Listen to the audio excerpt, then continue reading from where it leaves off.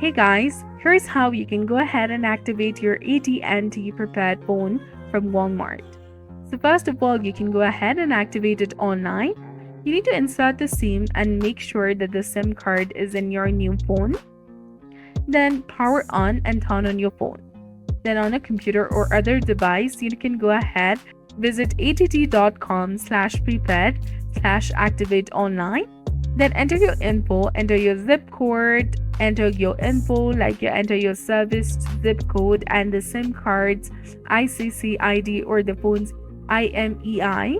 You can also choose a plan, so select your desired AT&T prepaid plan and enter your payment information to pay for your first month and complete the activation.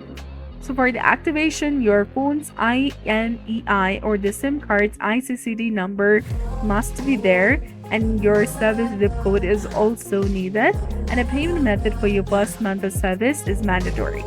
So that's it for this video. I hope you found it helpful. If you did, please like, share, and subscribe. Thanks for watching.